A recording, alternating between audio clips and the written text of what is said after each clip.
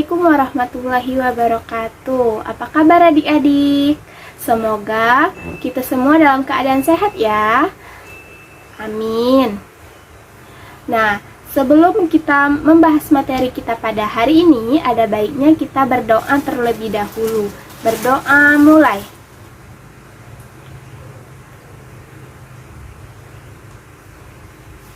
Amin.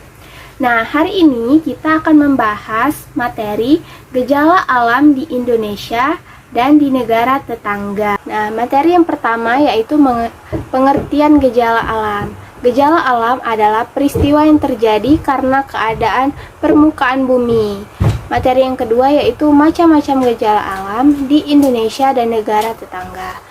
Gejala alam yang sering terjadi di Indonesia dan negara tetangga antara lain gunung meletus, banjir, tanah longsor, dan lain-lain.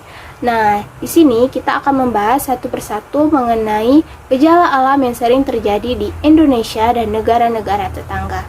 Yang pertama yaitu gunung meletus.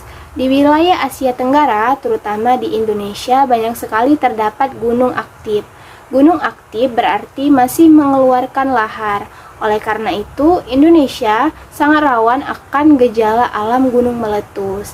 Nah, ciri-ciri gunung berapi yang masih aktif ini salah satunya yaitu kawahnya mengeluarkan asap. Nah, jadi jika gunung berapi yang masih mengeluarkan asap, itu berarti gunung tersebut masih aktif. Nah, yang kedua, gempa bumi. Gempa bumi adalah getaran pada permukaan bumi yang disebabkan adanya gerakan dari dalam bumi. Nah, gempa bumi ini terdiri dari dua jenis. Nah, yang pertama yaitu gempa bumi tektonik. Dan yang kedua yaitu gempa bumi vulkanik. Gempa bumi tektonik adalah gempa bumi yang diakibatkan adanya pergeseran lempengan bumi. Nah, sedangkan gempa vulkanik ialah gempa yang diakibatkan karena aktivitas gunung berapi. Yang ketiga yaitu tsunami. Tsunami berarti gelombang atau ombak besar. Nah, tsunami ini disebabkan karena gempa bumi di dasar laut. Nah, yang keempat yaitu banjir. Banjir yang terjadi di Indonesia sebagian besar disebabkan oleh perilaku manusia.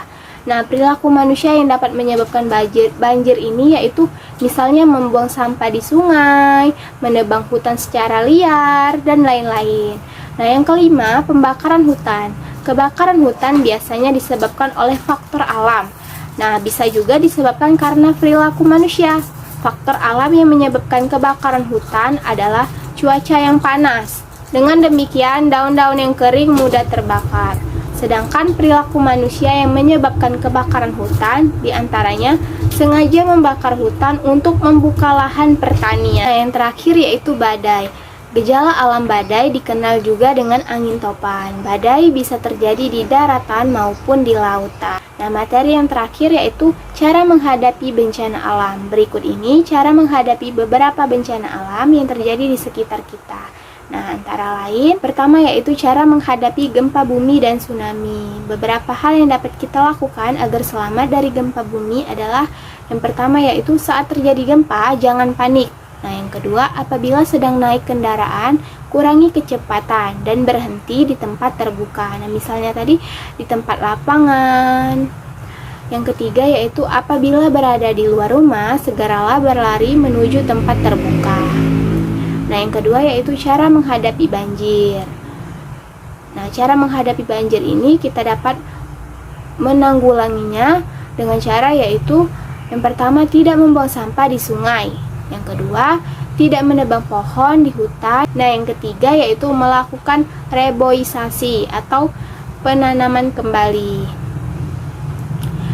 Nah, yang keempat yaitu cara menghadapi kebakaran hutan. Beberapa cara yang dapat dilakukan untuk menghadapi kebakaran hutan antara lain yang pertama yaitu gunakan masker sebagai penutup hidung jika asapnya begitu mengganggu. Nah, yang kedua, jika kalian sedang berada di dalam kendaraan, kurangi kecepatan dan nyalakan lampu kendaraan. Nah, yang kelima yaitu cara menghadapi tanah longsor.